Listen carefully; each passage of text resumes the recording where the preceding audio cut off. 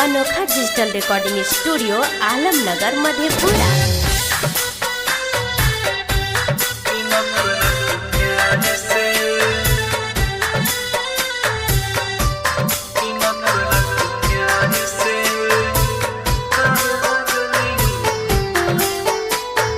भूल गलही सब वादा याद नहीं अभी ज्यादा की नफरत प्यार से कर लगलियो कि नफरत प्यार से कर लगलियो।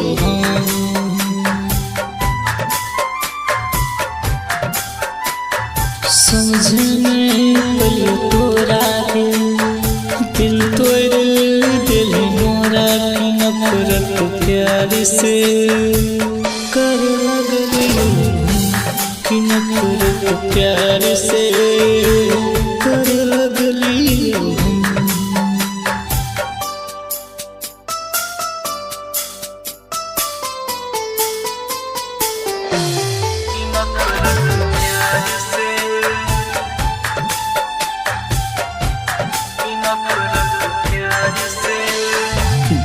वही हाथ के छोड़ दी तू साथ के दिल तोड़ के कहीं शुरुआत गे। वही हाथ के छोड़ दी तू साथ के दिल तोड़ के कहीं शुरुआत गे। दिल खुश के कोई नहीं तू वीरान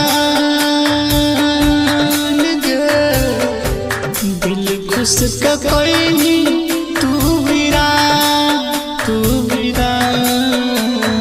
भूल गलही सब वादा के याद नहीं अभी ज्यादा के नफरत प्यार से कर लगलियो कि नफरत प्यार से कर लगलियो।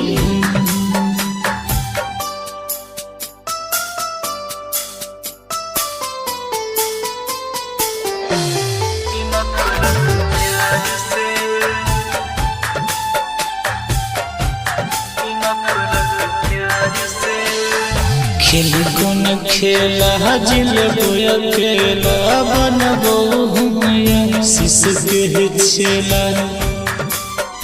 आगे खेल कौन खेला जिल अकेला बनबो हम शीश के छेला। अचरा में ले जइहे जान गे। अचरा में ले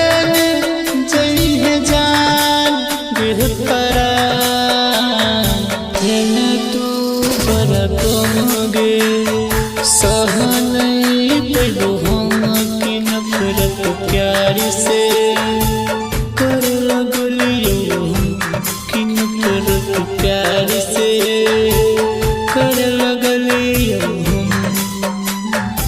अनोखा digital recording studio Alamnagar Madhepura.